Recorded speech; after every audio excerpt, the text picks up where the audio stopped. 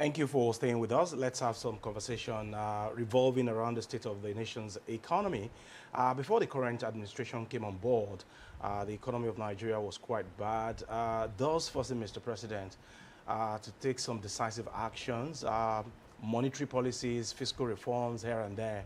And we also saw the introduction of the new tax laws in the country, as well as the recapitalization of the banking sector. So this morning, we'll be looking at some of the economic reforms of this current administration and how the reforms have impacted the economy of Nigeria.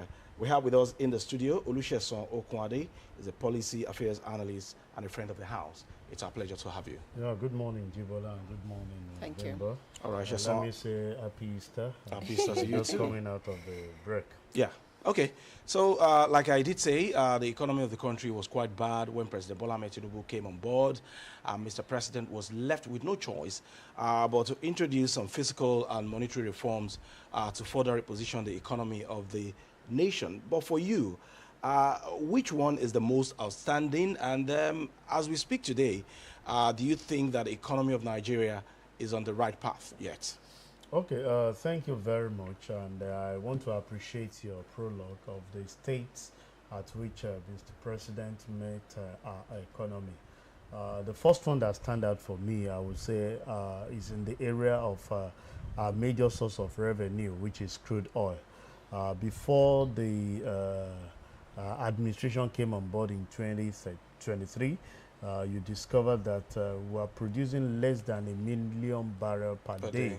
I think we're struggling between 800 to 900,000 barrels per day, and I'm sure you know the implication of that on our revenue, because that is the major focus of our income as a nation.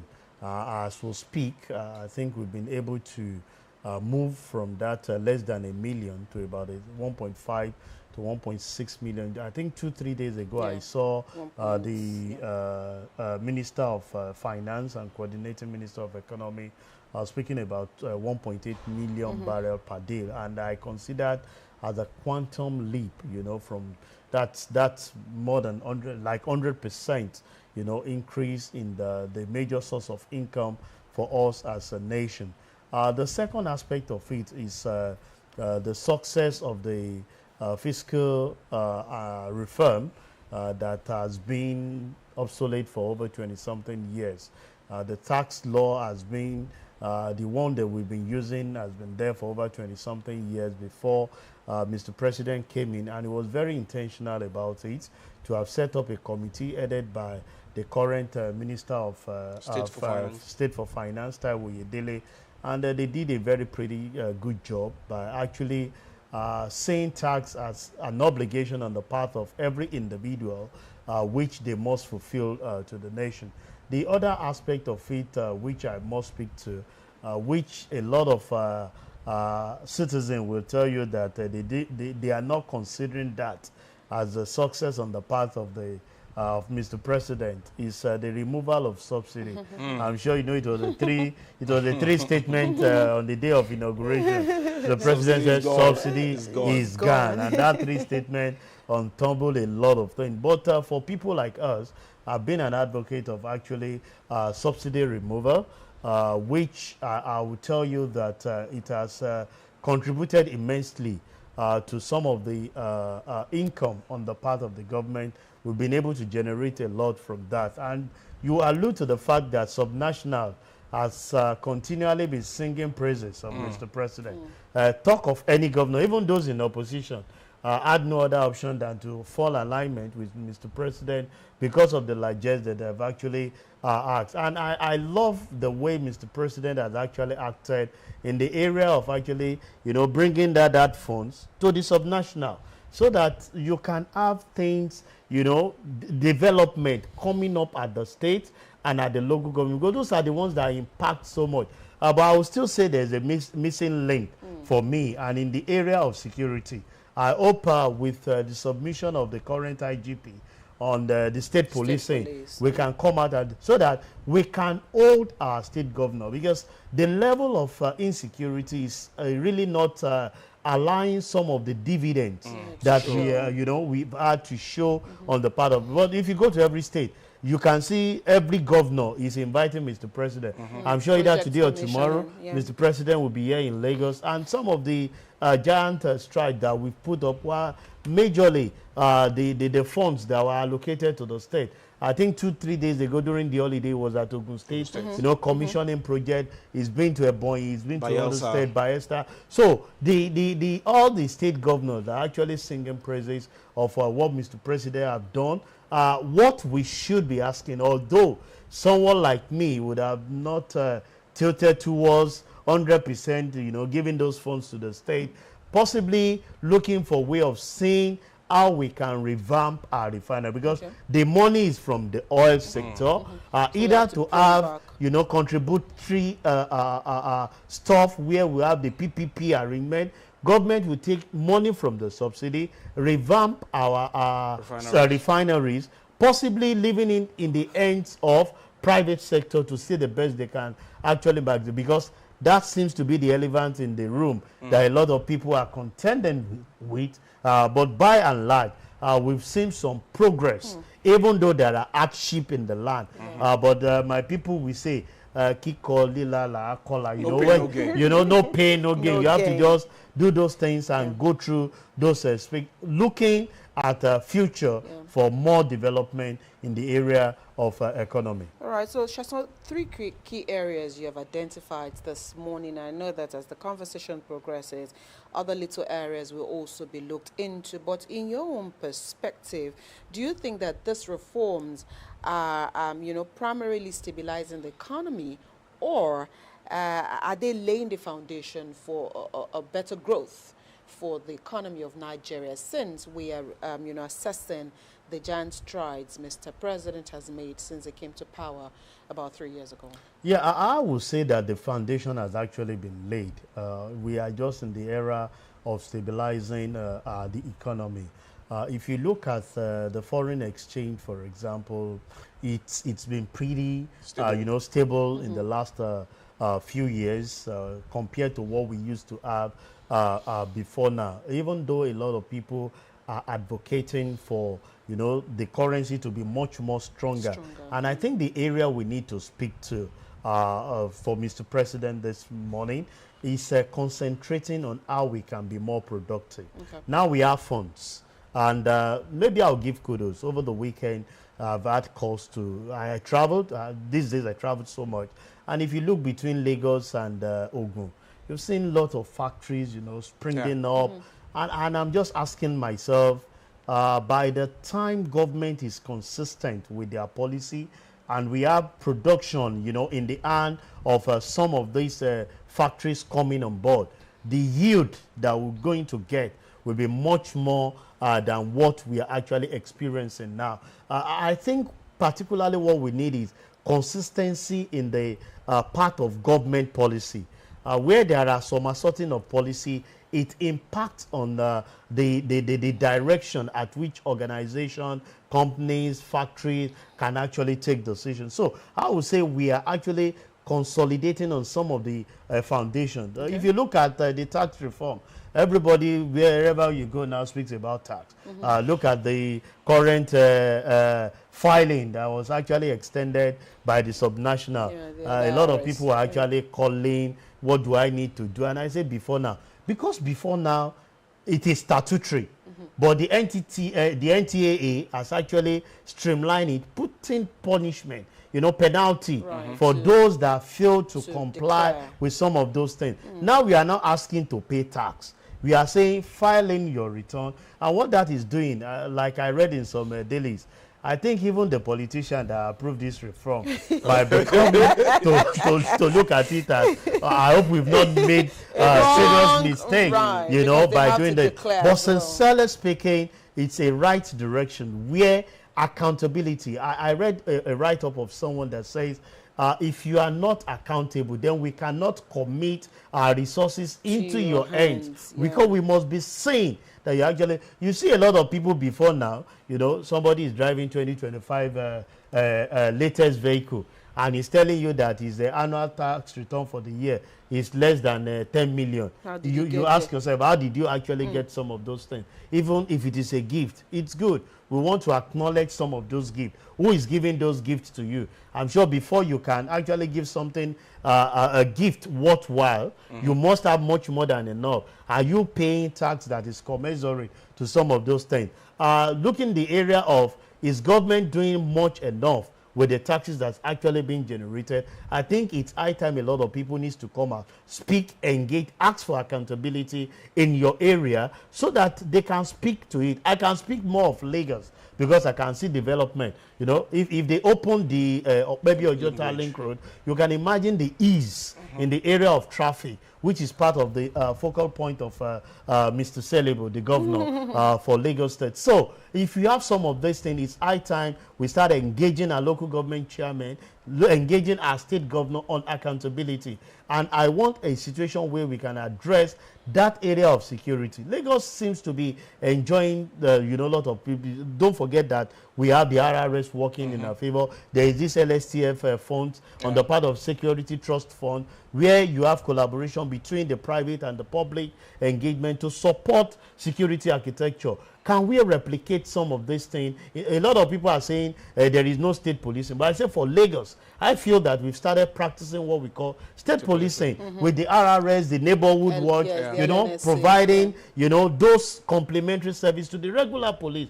Can we reciprocate some of these things by other governors in other states? Because we all rely on one another. You can remember those years where Lagos collaborates with Kebbi in producing rice. So if you have collaboration with some of those states and there is unrest, how can I invest in such area, even when I have the wherewithal? Okay, so talking about investment now, we have seen Mr. President a couple of times traveling in different parts of the world, trying to encourage foreign investors to come and put their money here.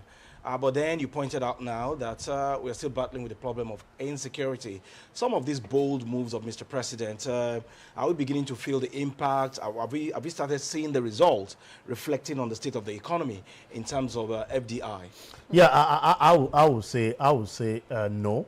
We've not started feeling the impact because if the FDI we are attracting, maybe in the manufacturing sector, service bid have started yielding the dividend, you would have seen a drastic reduction in our unemployment level. And I'm sure you know what the statistics still speaks to. If you use the figure from MBS, I'm sure you know it's far cry from the reality that we're actually out there. And it until when we start having, unemployment, if there is reduction in unemployment, insecurity will be tackled.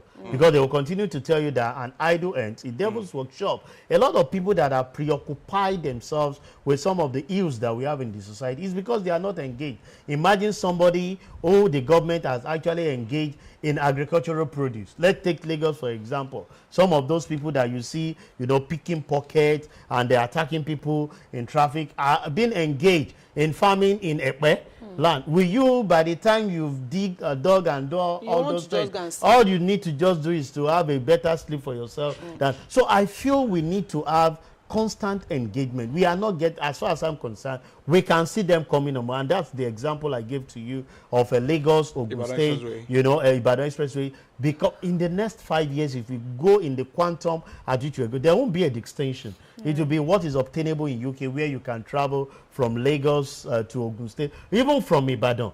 If the rail system continue with the good work being done by our own Mr. Okpeifa, Dr. Kaode Okpeifa, if the rail system can be implemented and function well, what gives you the stuff that I can't live in Ibadan and work in Lagos? Because I'm guaranteed that you'll be improving the laws. Don't forget that when it comes to taxation, it is place of residence and not where you work.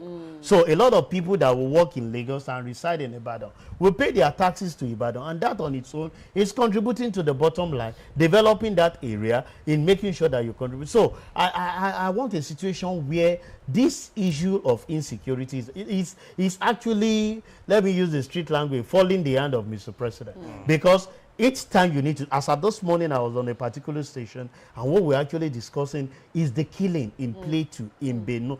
Benue is known for agricultural produce. Right. Sure. Are we enjoying that as we speak? The answer is no. But I used to travel to Jos a lot because the environment is as if you are going to UK or going outside the shore of the country. The environment is very peaceful. The weather condition is very friendly. But now it's like on a suicide mission.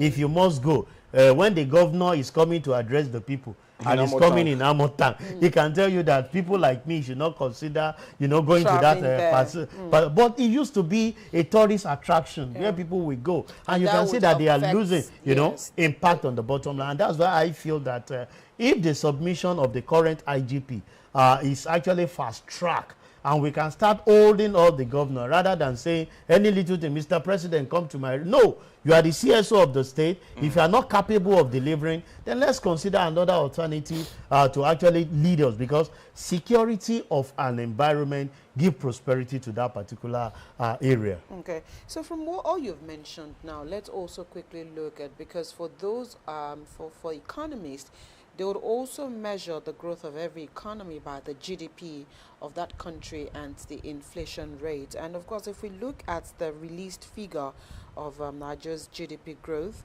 in the last quarter of 2025, and the current inflation rate, which is about 15.10%.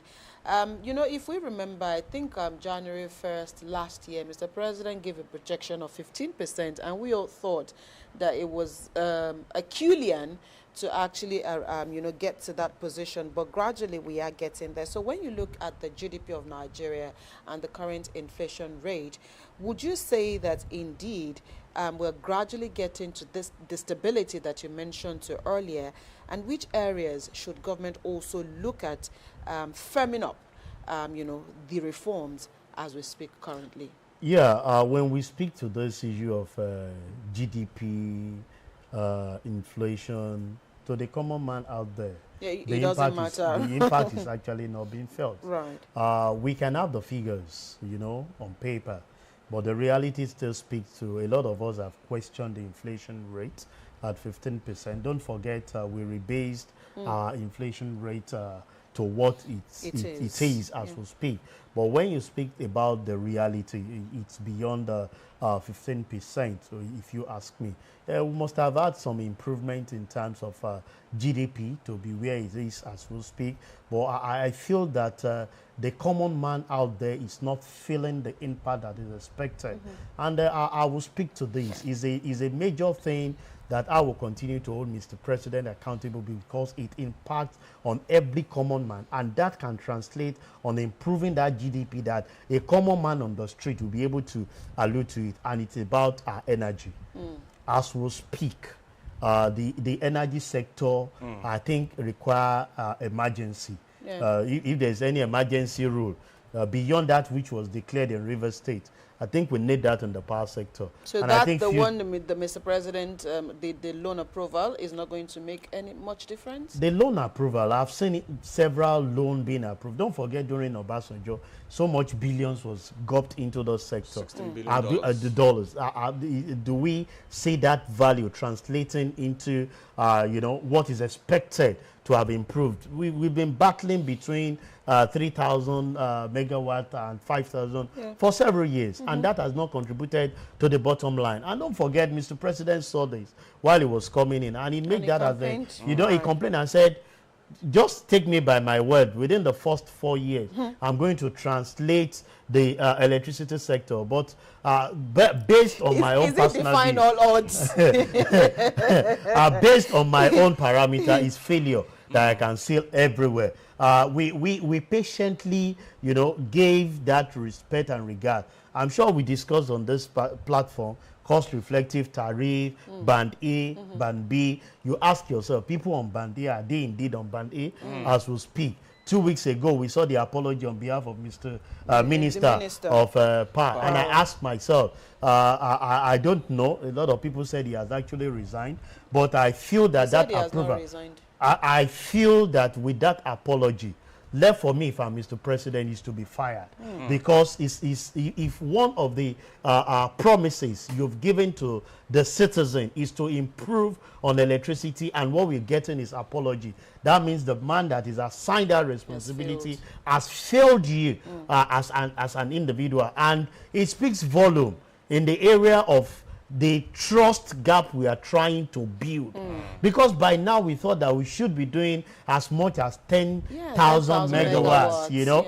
If we cannot do what the likes of South Africa and all other clients are actually doing, we should be speaking to about 10,000 megawatts. Now, even if they come to tell you that we are doing about 6,000, 7,000, what is the current status of the transmission?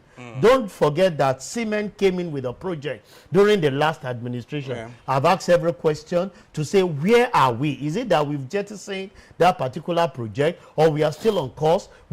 Until we start measuring performance, we go nowhere. I have called out severally the woman saddled with the responsibility of measuring the performance of every Hadiza. We haven't heard so much. We've not heard from her, and I've asked myself, if an organization has set you up to say we are measuring the performance of all the ministers, how much have we heard from that particular agency or arm of government to say this is the report? I don't know whether she has submitted to Mr. President and Mr. President is not acting, but I feel it's something that will require the input of the citizen on their own. It is not a KPI, because for everyone on this desk, if your superior asks you to submit your deliverables, you would have exceeded what they are expecting. But independent view will speak to the fact that have you measured up to what we have actually asked you to do. If you ask me, there are several ministers, we are not hearing from them, and with one coming with apology on so much investment. The approval of loan is not what we need,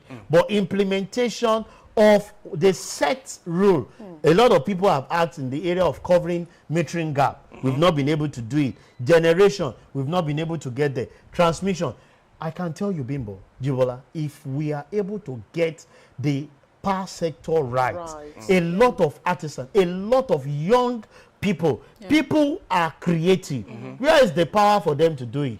And somebody once told me, Sheson, you are just crying foul out there, talking that we should improve electricity, when Mr. President has disconnected from the national grid, going to alternative power supply. What do you expect? It's good that you have pointed out that the power sector in Nigeria, I don't even know what to call it again. We have given it different kind of names, Abiku and so on and so on and so forth on this particular show. But for a country that is mounting industrialization, wanting industries to come and establish themselves here, and our power sector is still epileptic, how serious are we if indeed we want to get industrialized? Yeah, we'll just go the route of Mr. President, looking at renewable energies and alternative power. And the national grid will just be battling. Just that it's really not cost effective. Some of these organizations, if they are to go that route, I'm telling you, transferring the cost to the people will be a very high one. And that's why we are so much concentrating. Even the alternative is not an easy thing to come by. It's not the other day, they came, and my team came for approval to get diesel. And I'm like, are we not, as we speak, we don't even have power supply, and we are on band A.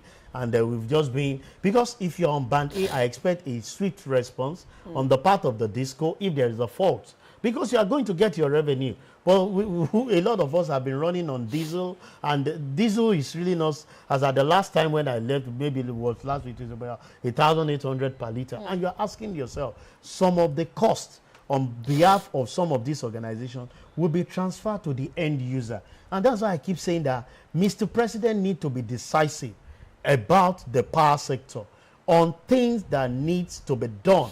We just need to do, because if the power sector is working, the cost of operation of this organization I'm actually talking about will go down. What that will translate to is that you are moving that income that you're generating to better the lot of the welfare of your staff. But situation where the organization is even struggling to make ends meet, they'll be telling you that they can't increase, because I'm speaking as a business owner. When you are struggling in making ends meet, with the operating cost. If a staff come to you for staff welfare, two options you have. Is either you resign, find your way, and let those that are inside see the best they can do. And that's when you see the foreman coming up. The work that 2-3 people can do, Only you are now person putting it on the individual because the cost on it, so cost of operation, and the bottom line to this is the energy cost. If we can solve that problem, I can tell you, Nigeria will be more than El Dorado that we are speaking of out there as citizens. Right, so there's no how, or there's no way we're going to talk about economic reforms and its successes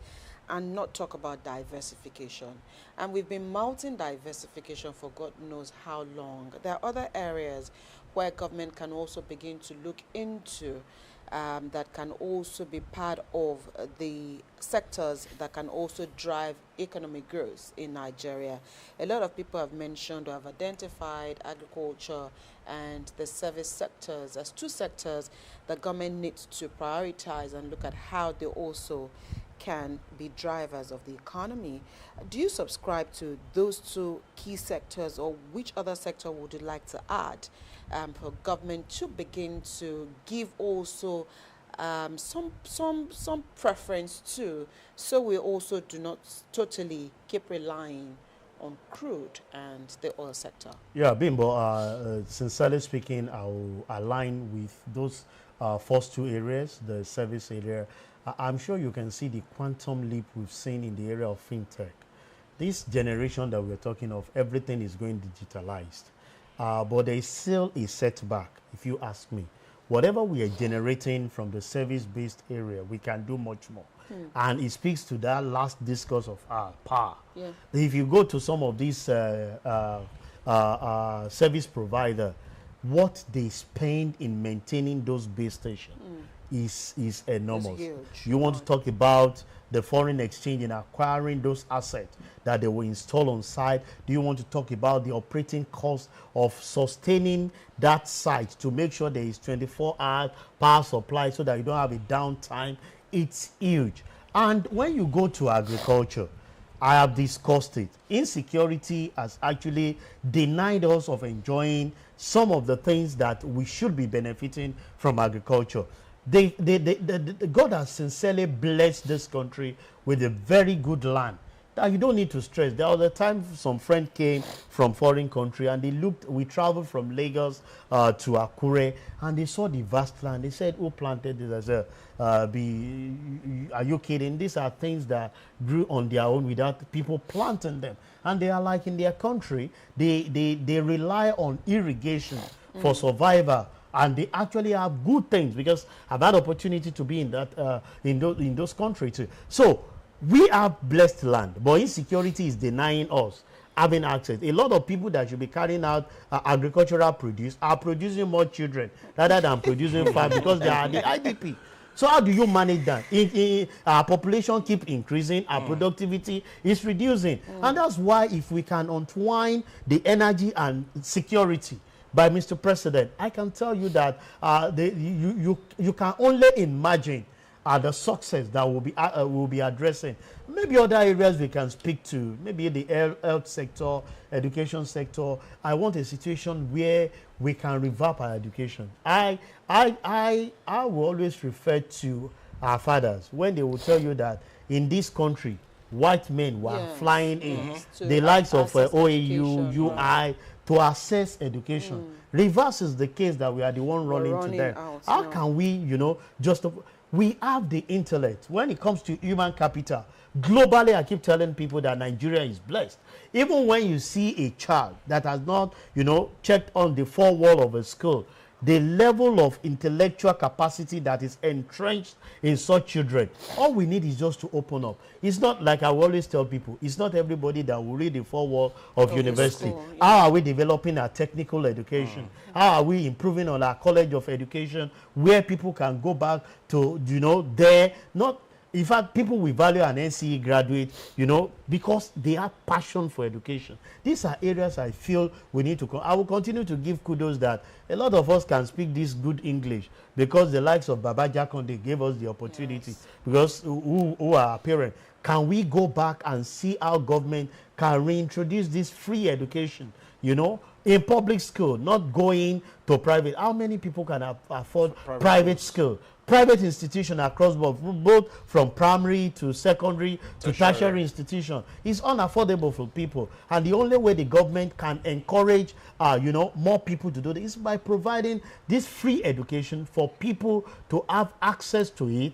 When they increase the knowledge base, you are increasing the productivity of your country called Nigeria. All right, so we cannot appraise these economic reforms of Mr. President without mentioning some of the fiscal and monetary policies of the Central Bank of Nigeria. The recent recapitalization of the banking sector for you, what value is it going to add to the economy, and is it going to serve as consolidation on some of these reforms? Yeah, it will, because you know, banks are actually the financial institution, let me put it generally, are there to provide basic funds for businesses to actually grow. And if you are not, if your base is really not that strong, it becomes a problem in you servicing your client. And I think the recapitalization, which I've heard that about 33 banks have actually complied to, it's a right step in the right direction. Don't forget that the value of our currency has actually been devalued, and you need to just increase the base of some of these financial institutions to be able to compete, you know, favorably. So it's a good development, if you ask me. But I feel that the regulators, which is CBN, need to put proper monitoring, you know, on the activities that are actually going on there. Our loan availed to those that actually needed it, or availed to the cronies of the executives that are actually managing some of these financial institutions. The regulators, which is CBN, needs to put their searchlight in making sure that an average young man out there wants, it's full of energy, creativity, good business idea, but when it comes to finance, it's difficult for them to actually assess it, because the platform for it to do that is actually not there. Maybe I'll give kudos to the fintech organization, which has its own ills too, when you cannot fulfill some of these obligations that you actually committed even in their ends. I know that, you know, since we started this conversation, not once, not twice have you mentioned that, you know, with all that is going on, commendations given to Mr. President, majority of Nigerians can still not feel some of these reforms and successes. How best can government double its effort at ensuring that these reforms, the successes of these reforms, at some point in time, in not too distant time, can trickle down and Nigerians can begin to see that indeed this administration is working? Yeah, I think the area I want to speak to is people should concentrate more on the subnationals. Okay, and not the federal government. And not the federal. With so much praises that is going to Mr. President, let's start seeing how we can hold them accountable in the area of infrastructure development. Because if there are no infrastructure, most of the time we want to rely on federal government to provide this, to provide that. What is the state doing? What is the local government doing? We've heard about the autonomous of the local government. How much are they impacting? Maybe we can see some little development here in Lagos, because I now go to some of the streets, you see local government pasting their maybe a board, you know, this local government working, project. You know, project that is actually going on. And that we've not seen in the very quiet so I feel the autonomous is actually allowing them to give back to them. So we should release more from the part of the federal government and concentrate on subnational, local government, on developmental projects that can impact, because they are closer to the people and they know the yearnings of the people, and that on its own can address the level of insecurity that, because if you are a governor and your state is becoming ungovernable, how do you intend to now direct the people in the right path for prosperity to grow in that state? So I feel we should shift our attention more to the subnational and start asking for accountability on part of the funds that they are getting, even from the federal government allocation and even their own IGR. A lot of them are generating so much with this fiscal policy and taxation that we've seen come into the reform. But how much are we accounting for this at the subnational level, at the local government level, because they are more closer to the people than the federal government? All right. Of course, we should have, wrapped up this conversation now. But our producer says we have about 5 more minutes to go, and that gives me. So let's quickly talk about the CBN, because earlier you glossed over, the CBN. So very quickly, we cannot talk about this reforms without talking about the role of the CBN, especially the monetary and the fiscal policies of the CBN. One of the areas a lot of people still have problems with is the interest rates on, of course, yes, the interest rates, which of course is about 27% as we speak, and a lot of Nigerians still think that's on the high side. And of course, the CBN would have reasons why, and the monetary policy team have reasons why they have left it at that rate for quite a while. But of course, in what way is this serving the country and also serving Nigerians who, from one way or the other, would always go back to the banks to access services? Yeah, I think a lot is still needed to be carried out by our regulators in terms of the interest rates. While a lot of us were actually growing up those years, even the margin you put on a particular business is not even more than 15%. But you ask yourself, when your borrowing rate is about 27%, what margin are you going to actually put up to break even when it comes to those areas? And I think there is still more on the part of CBN. Maybe the chairman of the fiscal policy, who is now our own minister for state, will come up with some magic in the area of monetary policy, consolidating. But one thing I must appreciate this administration for is there seems to be a very good handshake between fiscal policy and monetary policy. Is just to look for a way to balance it and have that great impact and mileage on an average citizen. Because the last administration was quite confusing. The monetary policy handlers are giving a lot of things, and you hear that, well, the CBN governor is printing money without the foreknowledge of the Ministry of Finance, and you are like, how does that happen? Is the instruction directly from Mr. President? But there seems to be a good handshake.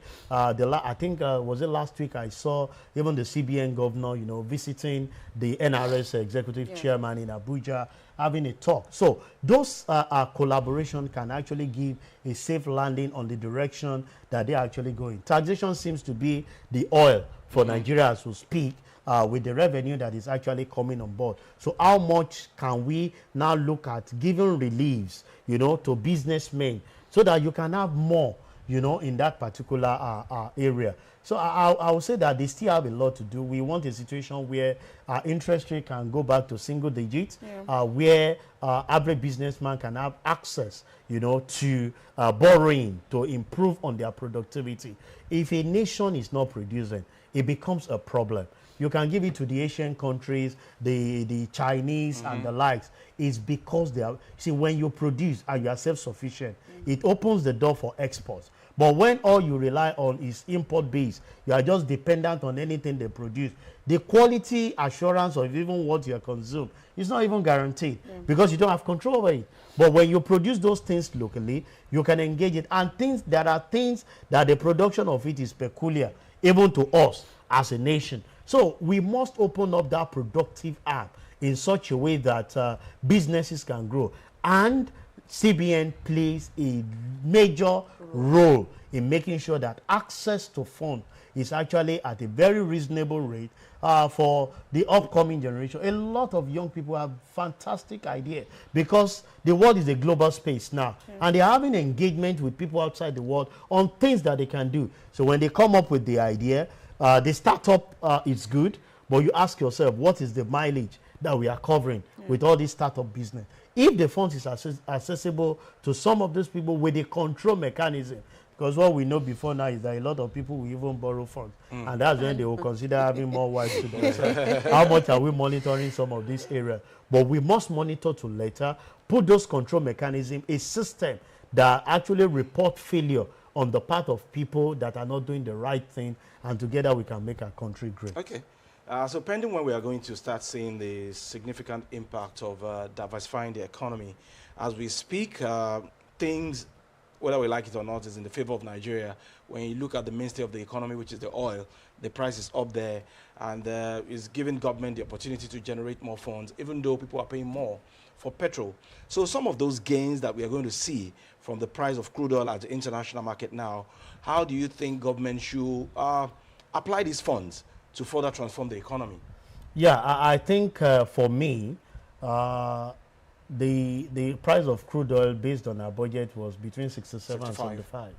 And as we speak, we are already eating over $100 per barrel.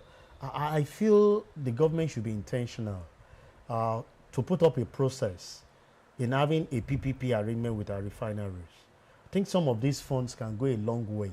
We need to have, healthy competition in the refining of our products. It's key. Why? I'm not an advocate of saying that Dangote is monopolizing anything. No, he's a businessman. But can we resuscitate some of this refinery and have other refinery come? When you have more supply, it's just the law of demand and supply. Definitely the price of the product itself will crash down. So if you can, allocate some of the funds that will be having as gain in resuscitating.